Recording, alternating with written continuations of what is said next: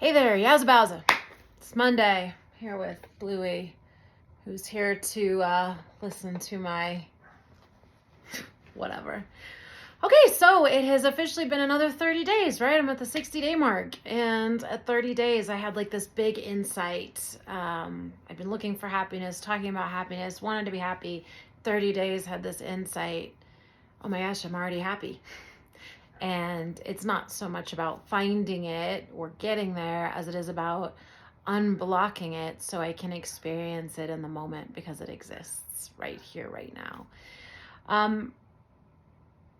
And so I've been walking the journey another 30 days. Now I'm at 60 days and I was kind of waiting for my big lightning insight. It's been an interesting 30 days. I think I've made a ton of progress with learning to unblock my happiness day to day. There are certain things that I've learned if I do during the day really support me in feeling happier. I've been a lot busier. I've just been starting to fill my space with things, some things fun, some things daunting.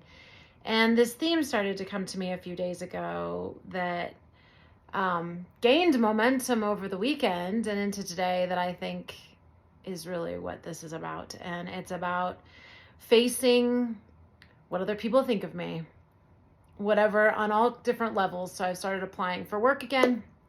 I just started applying for work, and anyone who's done that, I mean, it's fun. It's loads of rejection, right? You send out a ton of applications and it's a lot of rejection, and posting videos online, that's some positive feedback, but a lot of just dead air or negative feedback, and learning to move past that as a motivator.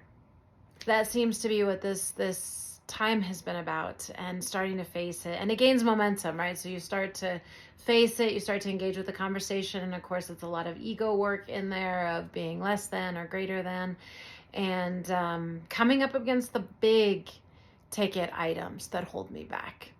And in looking for work for a while, I'm going to have rejection right away because I have some big ticket resistance. And so as I'm coming up, I had 3 interviews today. I have a couple more calls I need to return for interviews this week. All of a sudden it went from no response to on Friday, I had like 4 companies contact me for interview. I had a second interview, so I had a third interview today. It's like, oh my gosh.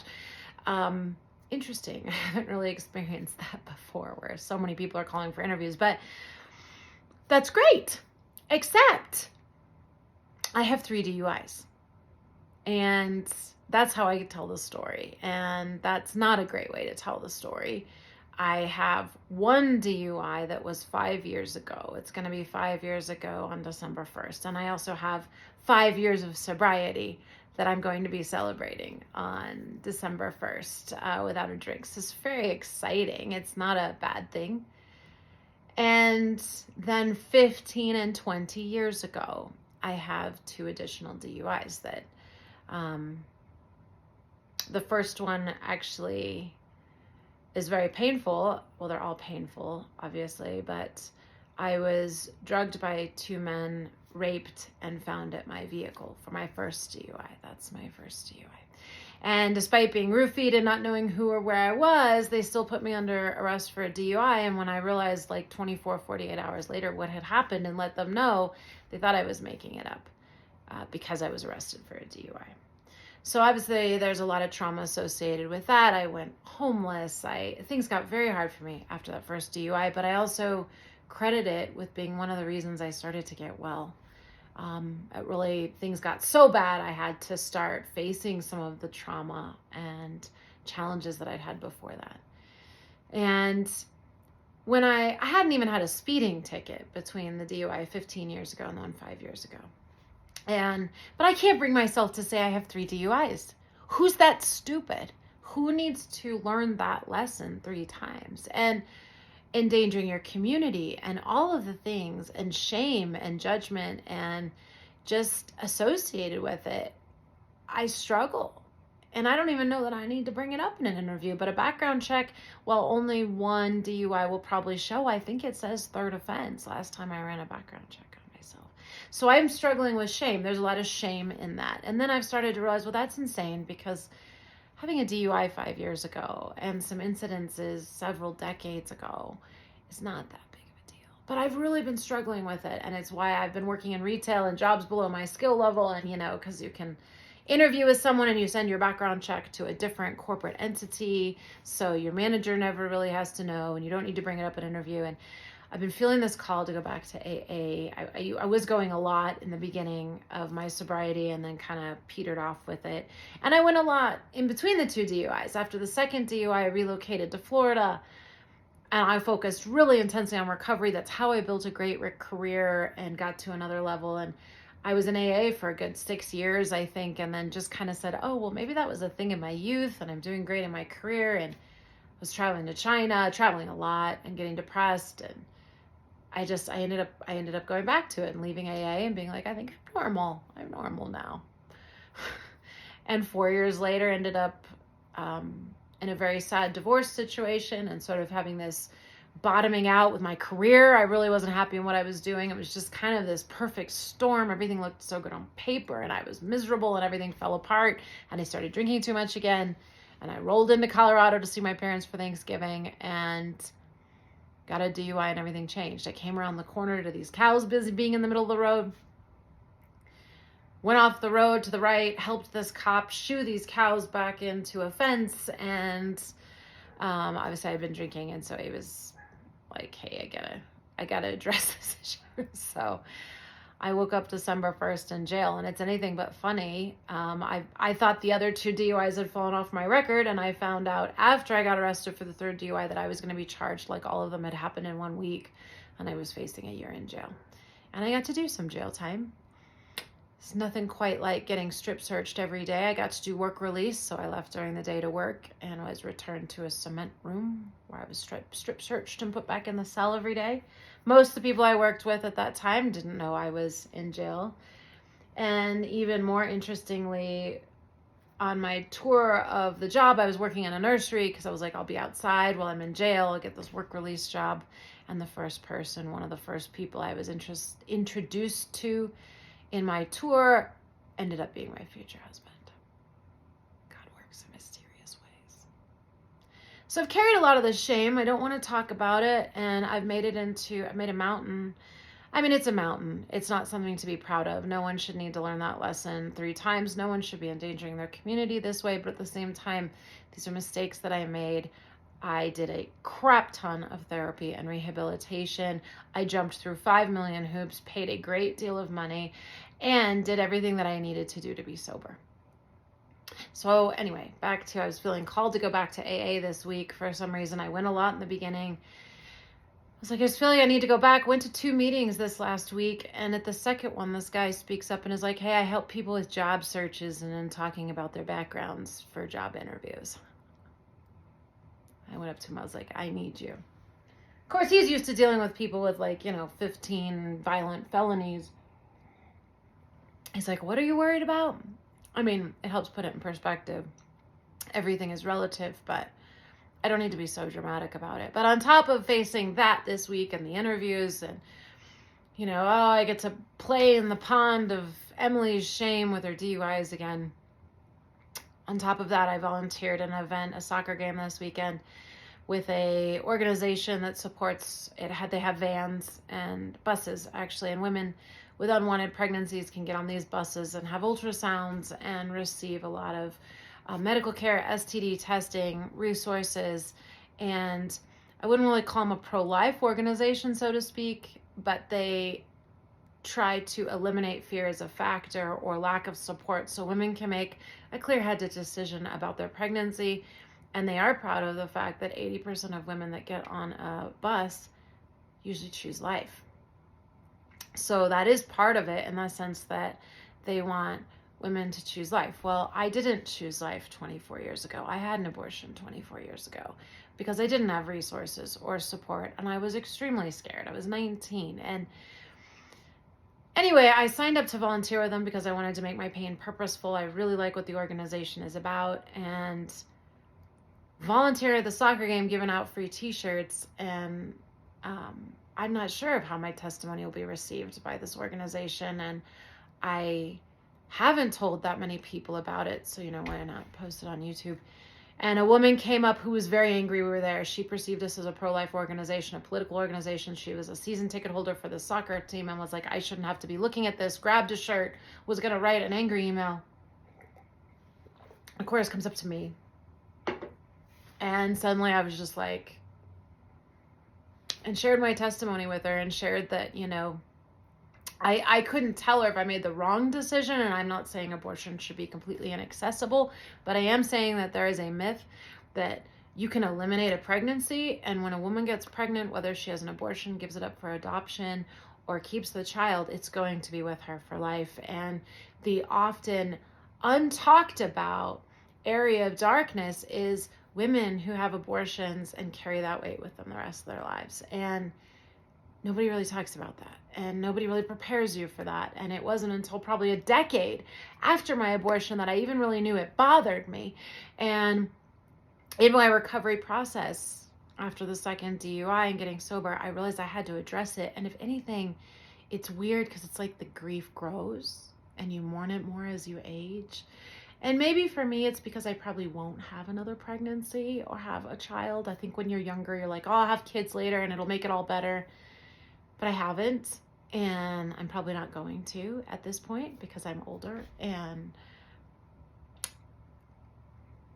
I still mourn it. I still grieve it. And I didn't expect signing up for this volunteer event would bring it up and cause me to be grieving it on top of this woman coming up. And the cool thing about it was this woman and I came to this amazing place together of realizing we both cared about the same thing, which was the mom, and having options and care and not choosing from fear and also not being judged. But I feel that it's predatorily marketed at this point as no big deal. And I'm seeing, working with millennials, more and more women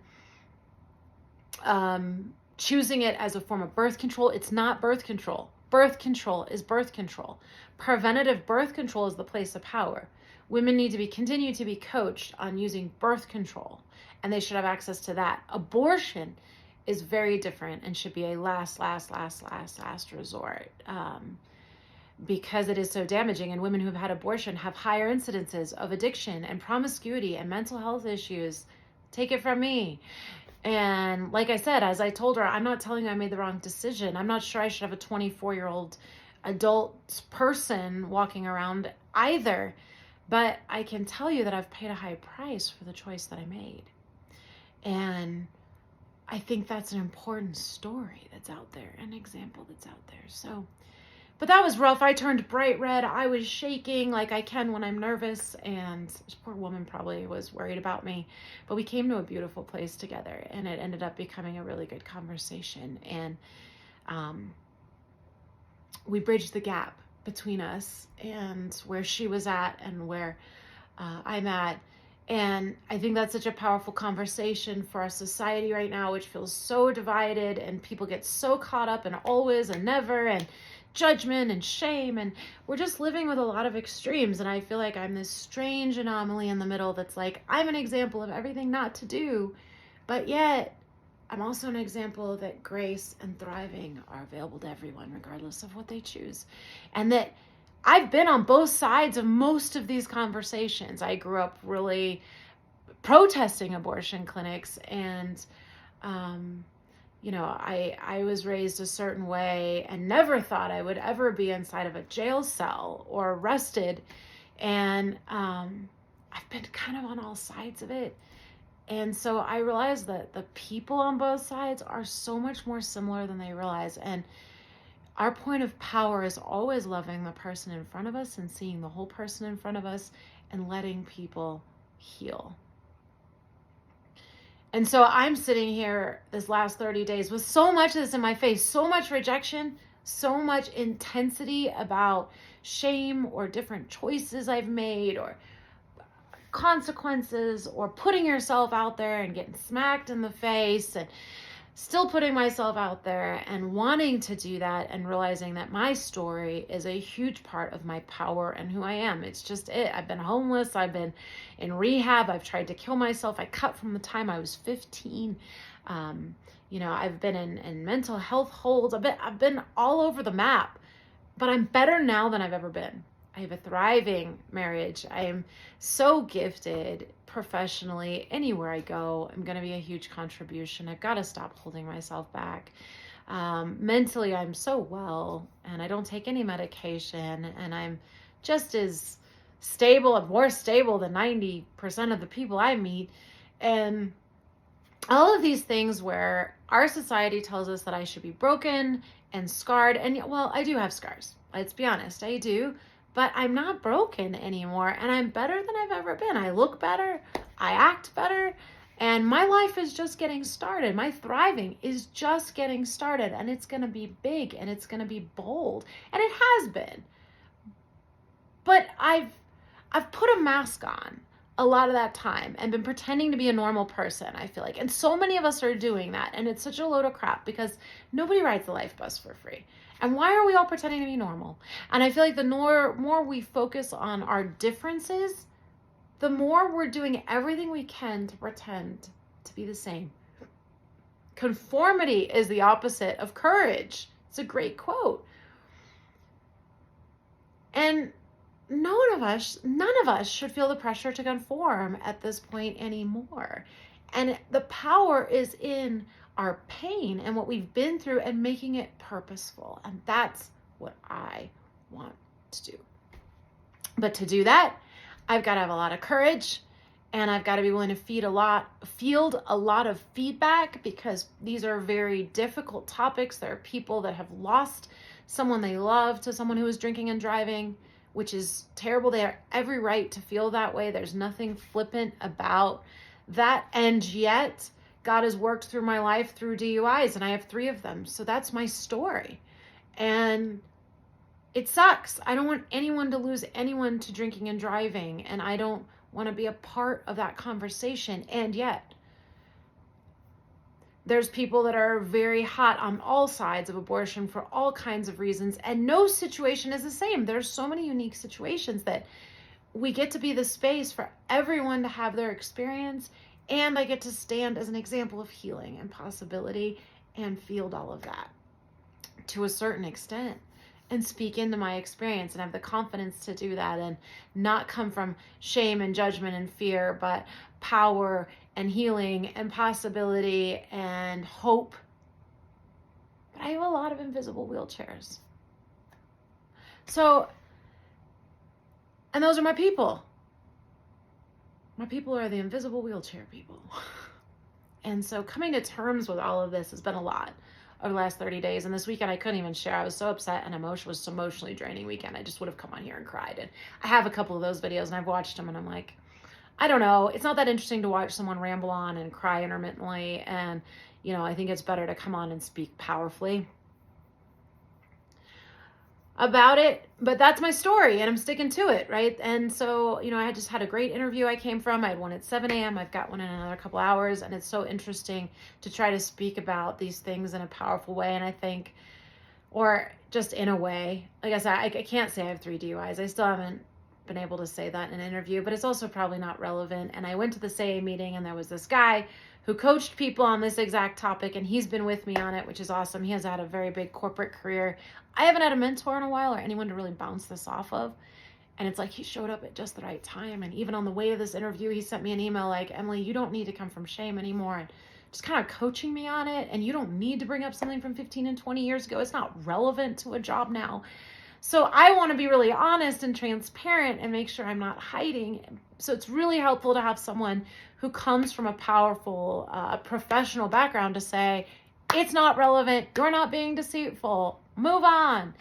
So everything's just showing up at the right time and right place, but I'm also being willing to step into it. I'm also willing to put myself out there. I'm also being willing to just keep going. This takes a lot of courage. If I make it look easy, it's not.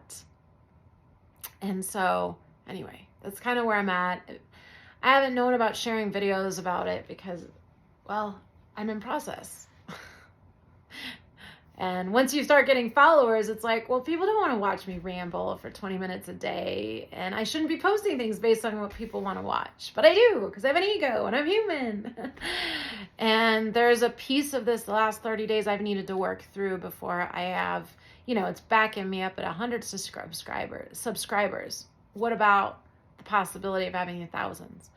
And I better work through this now so that I can share and understand my message and move past my fear of judgment at the smaller levels, right? Before I get to the bigger places, because I need to be able to feel the feedback. I want to be a place of healing. So if someone comes to me with a long list of a variety of experiences, that my story and my experiences can inflame. I mean, from rape to abortion to arrest to recovery. And like I said, like cutting, suicide, mental health, rejection, divorce, you name it. I've been there in some way or another, but I haven't experienced it, all facets of it. Sometimes I'm a victim, sometimes I'm a perpetrator, and so there's all these sides to it. And I want to be a place of healing. My story is an example, like I said, of possibility and promise for others. I think that's the word I'm looking for, promise. So anyway, that's my nugget from the last 30 days, and I have another call coming in, so I get to call and schedule a few more interviews. I guess I'm just getting a lot of interview practice this week. Like, let's just go at it. And it's always funny when you get in an interview room, because I do it really well, and it's easy to forget. And then I'm there, and I'm like, oh, not saying I'll get hired in every interview, but I think hiring manager has to determine. It used to be such a thing, let me say it this way, where I wanted to get the job I interviewed for, where now I'm like, I gotta just be who I am and showcase my skills and talents and let them decide, I'm not going to be right for every position. A lot of the positions I'm interviewing are far below my skills, like my really experience level, and they can see that, and that's a judgment call, because I could leave. But a lot of the positions that are higher level that I would be qualified for don't really want to interview me, because I've been in retail, and it's just this interesting scenario, and I'm okay getting my foot in the door and learning the ropes and then moving ahead. I think that's perfect for me. So we'll see how all of this goes. So thank you for being here with me. Thank you for listening. Thanks for listening to a little bit of my story, a little bit of my background, and letting me be vulnerable with you on some of it. It's obviously still a bit raw, but every time that I go through it and every time I share it, I work through another little piece and get a little more free, and that means so do my people. So anywho, have a great day, and happy October. We'll connect again soon.